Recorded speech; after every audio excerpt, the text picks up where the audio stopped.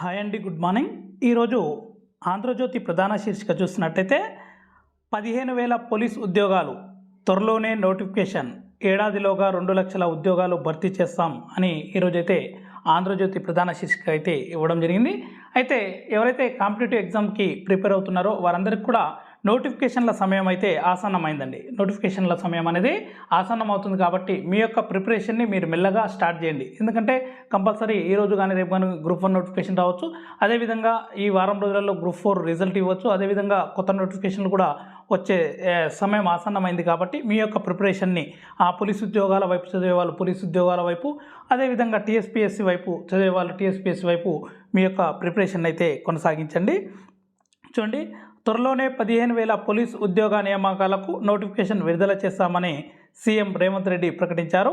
ఏడాదిలోగా 2 లక్షల ఉద్యోగాలను భర్తీ చేస్తామన్నారు. తెలంగాణ పబ్లిక్ సర్వీస్ కమిషన్ ప్రక్షాళన చేపట్టామని, అందులో భాగంగా కొత్త చైర్మన్ను, సభ్యులను నియమించామని తెలిపారు. నిరుద్యోగులకు ఇచ్చిన హామీని కాంగ్రెస్ ప్రభుత్వం తప్పకుండా నెరవేరుస్తుందని ముఖ్యమంత్రి వారికి భరోసా ఇస్తున్నానని చెప్పారు.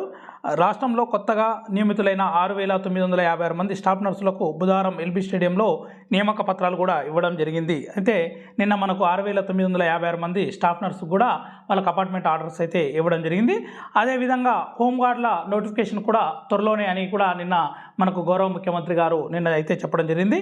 ట్రాఫిక్ హోంగార్డుల నియామకం 3 నెలల్లో ప్రక్రియ పూర్తి చేయండి. అంటే ట్రాఫిక్ విభాగంలో హోంగార్డులు కొరత ఉంది కాబట్టి ఆ ట్రాఫిక్ని కంట్రోల్ చేయడానికి ఆ హోంగార్డులను నియమించండి, 3 నెలల్లో నియమించాలని కూడా నిన్న అయితే అధికారులకు ఆదేశాలు ఇవ్వడం జరిగింది.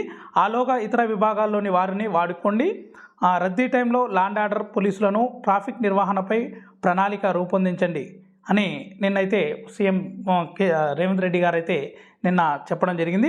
కాబట్టి మనకు హోంగార్డ్ నోటిఫికేషన్ కూడా 3 నెలల్లో హోంగార్డ్ నోటిఫికేషన్ కూడా రావడం జరుగుతుంది. అదేవిధంగా మనకు ఒక 15,000కు సంబంధించి పోలీస్ ఉద్యోగాలు, దాంట్లో సబ్ ఇన్స్పెక్టర్ అండ్ కానిస్టేబుల్ కూడా 2 ఉంటాయి కాబట్టి 15,000 ఉద్యోగాలకు సంబంధించిన నోటిఫికేషన్ కూడా రావడానికి ఆస్కారం ఉంది. అదేవిధంగా టీఎస్పీఎస్సీకి సంబంధించి ఆ నోటిఫికేషన్లో కూడా వెలువడడానికి ఆస్కారం ఉంది. కాబట్టి మీ యొక్క ప్రిపరేషన్ని మీరు ఎవరైతే కంటిన్యూలో లేరో వారు మీ యొక్క ప్రిపరేషన్ని కంటిన్యూ చేయండి. ఇంకా ఇలాంటి ఇన్ఫర్మేషన్ వచ్చినా కూడా వెంటనే మీ ముందుకు తేవడానికి ప్రయత్నిస్తుంటాను.